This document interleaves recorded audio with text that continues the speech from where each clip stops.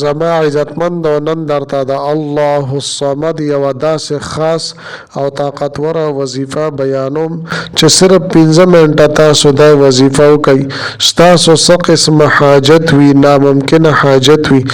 رب کریم به مو دغه حاجتونه پوره کړي.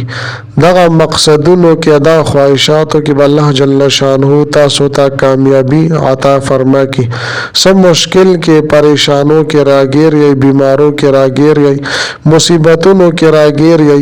خالق ارض و سما به دستاسو دغه مشکل، دغه پریشانی، دغه تکالیف، دغه بیماری او دغه مصائب ختم کی. محترم او ډیر اثر کوونکی او عظیم الشان وظیفه ده. صرف او صرف 15 منټه تاسو دا عمل وکړئ.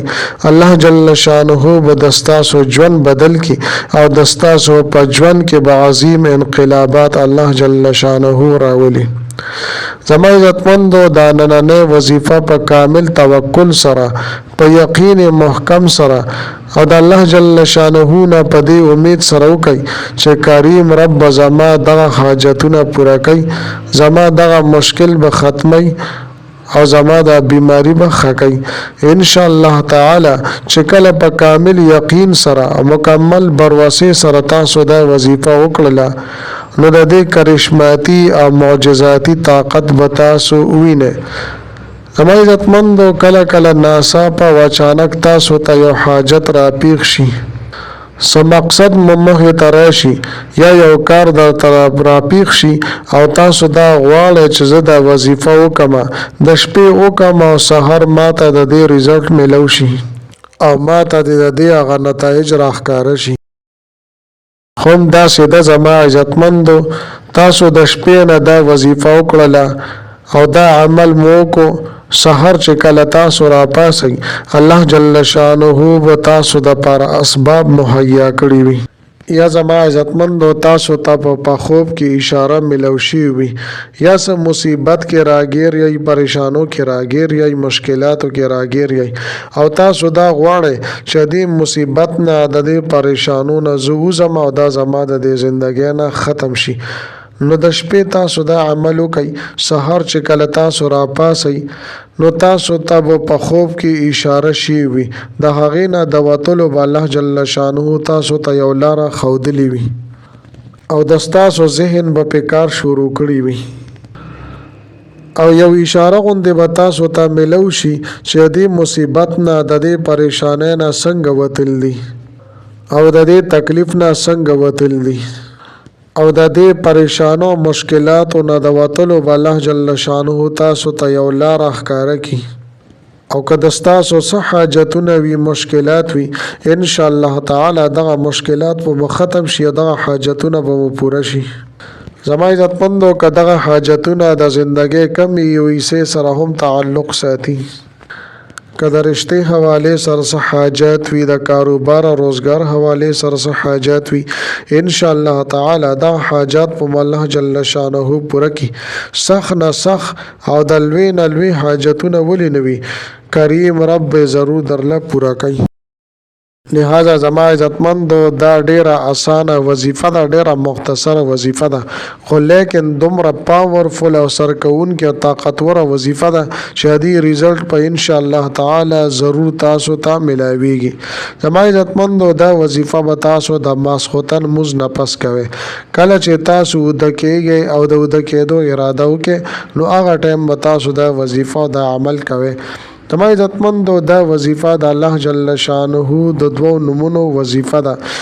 الله الصمد. الله الصمد یو د الله جل شانه ذاتی نوم دی او دویم د الله جل شانه صفتی نوم دی.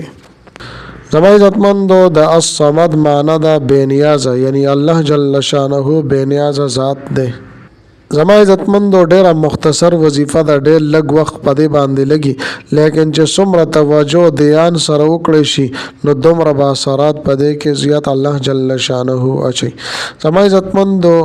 وظیفې بیانولو نه مخکې تاسو ټولو ناظرینو سامعینو په خدمت کې دا درخواست دی چې تاسو اسې هم ویډیو ګورئ، په اول ځل باندې مو زما د دې چینل وزټ کړی وي او دا چینل مو لا تر اوسه پورې سبسکرایب کړی نه وي نو برای مهرباني دا چینل سبسکرایب کړئ سبسکرایب سره خواږه د ټاله ولا نشان دی تاسو کلیک کړئ او سلیکټ علی کړئ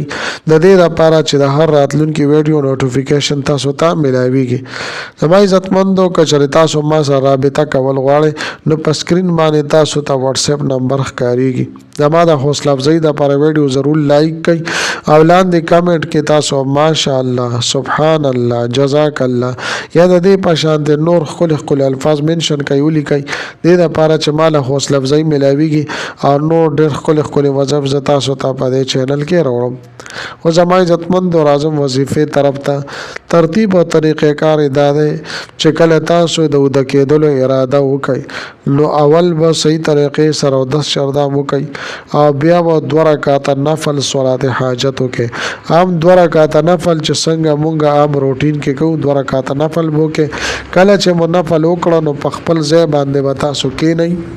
د ټولو نه مخکې 11 مرتبه یولس بیره به تاسو درود شریف ولولئ خدا د چې درود ابراهیمی ولولئ د دې نه پس به زما عزتمندو الله الصمد الله الصمد دا به 313 مرتبه یعنی 314 پیره به ولولئ د دې نه پس بیا زما عزتمندو د دعا د لپاره لاس پورته کوي کستا سو د کاروبار مسله وي د روزګار مسله وي